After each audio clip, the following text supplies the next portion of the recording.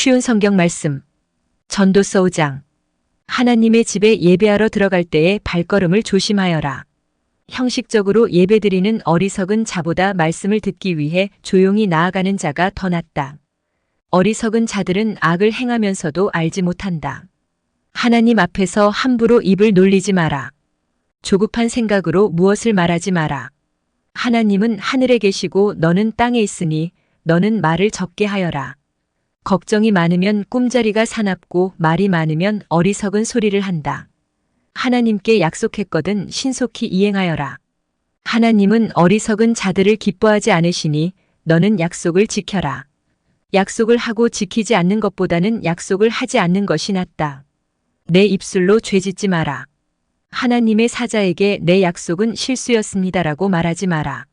하나님께서 화내실 만한 말을 하여 그분이 내 손의 수고를 망치게 할 이유가 무엇이냐? 꿈이 많고 말이 많은 것도 허무하니 하나님을 경외하여라. 만일 가난한 자가 학대를 당하고 정의와 인권이 무시되는 것을 보거든 그런 일들에 대해 놀라지 마라. 왜냐하면 그것을 처리할 관리가 있고 이들 위에는 더 높은 고위 관리가 있기 때문이다. 땅의 산물은 모두를 위한 것이다. 왕도 들판에서 나는 곡식을 먹는다. 돈을 사랑하는 사람치고 돈에 만족하는 이가 없고 재물을 사랑하는 사람치고 자기 수입에 만족하는 이가 없다. 이건 역시 허무한 일이다. 재산이 불어나면 식솔도 많아지는 법이거늘 주인이 재산을 바라보며 즐기는 일 외에 그가 얻는 유익은 무엇인가?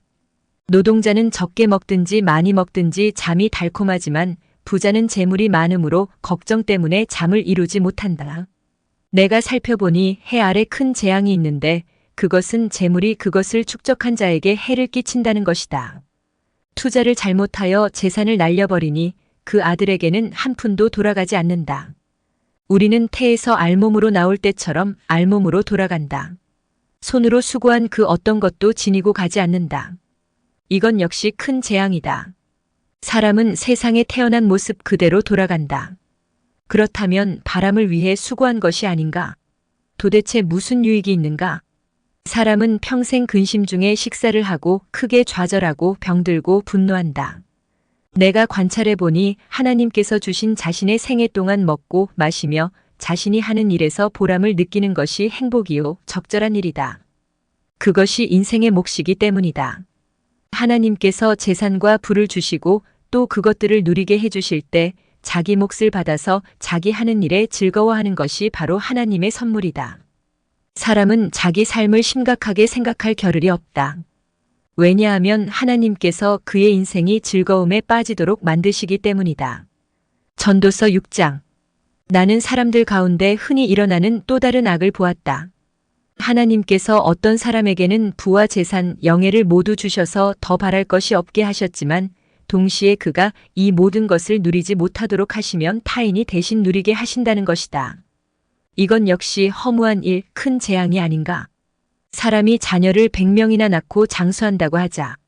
제 아무리 그가 오래 산다 하여도 그 마음이 행복을 찾지 못하고 죽어서 매장되지 못한다면 나는 차라리 낙태된 아기가 그 사람보다 낫다라고 말하겠다. 사사나는 허무하게 왔다가 어둠 속으로 사라지고 그 이름조차 어둠 속에 묻히고 만다.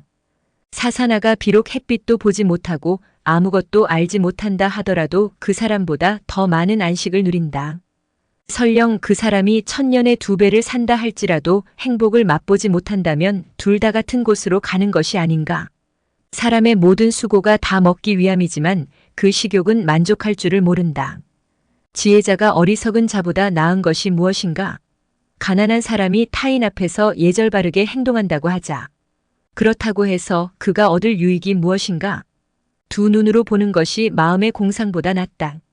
그렇지만 이건 역시 허무하여 바람을 잡는 것과 같다. 지금 존재하고 있는 것은 이미 오래전부터 이름을 가지고 있다.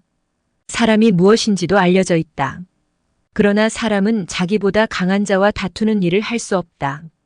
말을 많이 할수록 허무함도 더해진다면 말을 많이 하는 것이 사람에게 무슨 유익이 있겠는가? 그림자와 같이 허무한 며칠을 사는 인생 중 삶의 최선이 무엇인지 아는 자가 누구일까?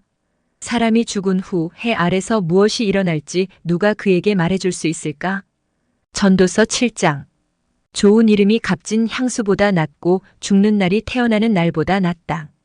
초상집에 가는 것이 잔치집에 가는 것보다 낫다. 이는 모든 사람이 죽을 것이기 때문이다. 살아있는 사람은 이것을 명심해야 한다. 또한 슬픔이 웃음보다 낫다. 왜냐하면 슬픈 안색이 마음에는 약이기 때문이다. 지혜자의 마음은 죽을 때를 생각하지만 어리석은 자들은 즐길 생각만 한다. 지혜자의 꾸지람을 듣는 것이 어리석은 자들의 칭송을 받는 것보다 낫다. 어리석은 자들의 웃음소리는 가마솥을 달구는 가시나무 타는 소리와 같다. 이건 역시 허무하다.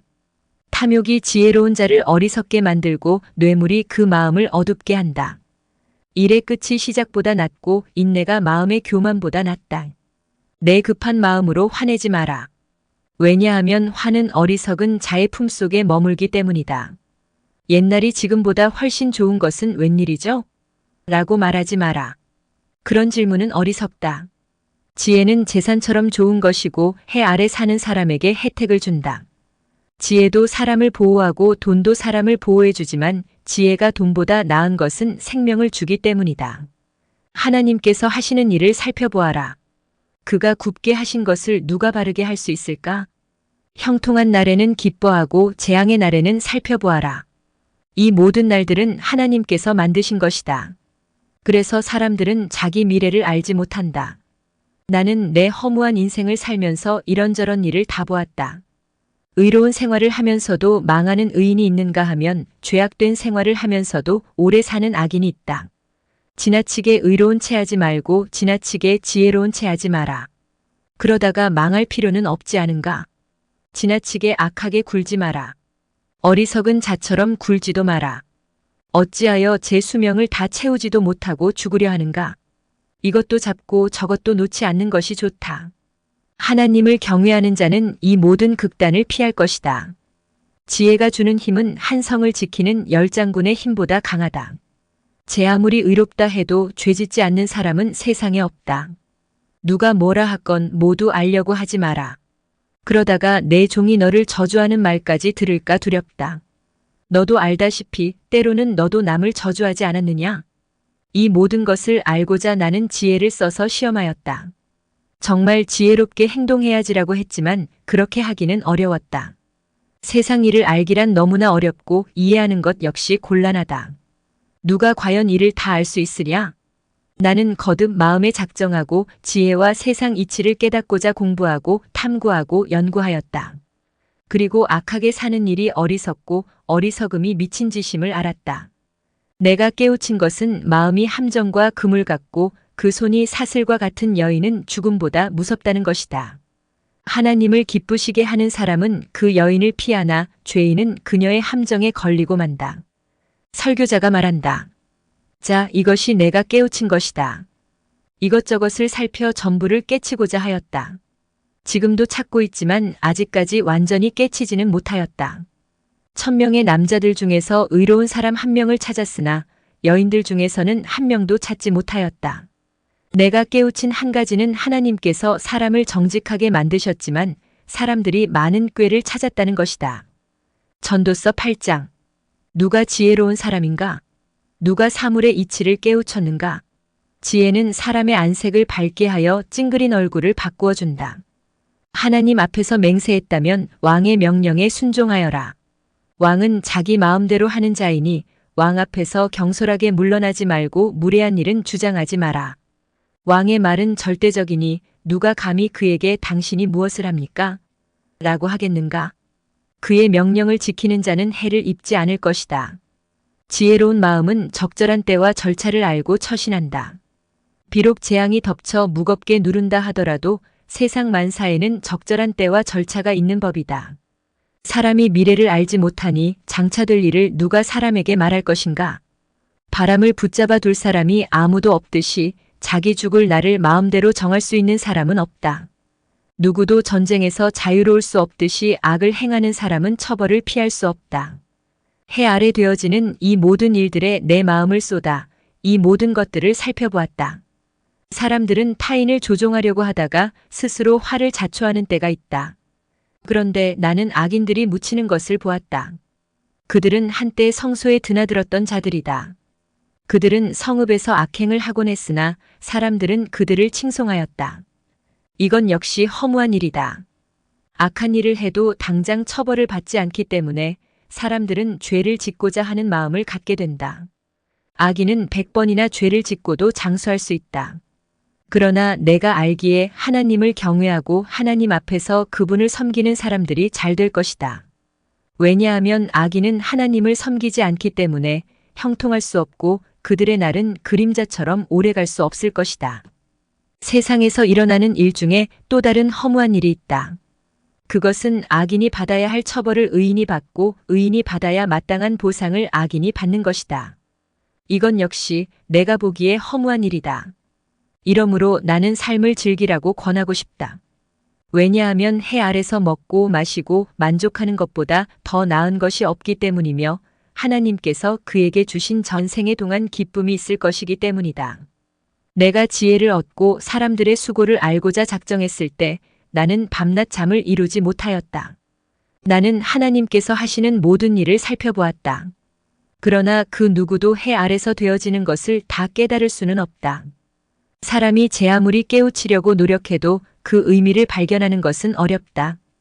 혹 지혜로운 사람이 안다고 말할지 모르지만 사실 안다고 할 수 없다. 매일 성경 읽기와 함께 은혜 넘치는 하루 되시길 기도드립니다.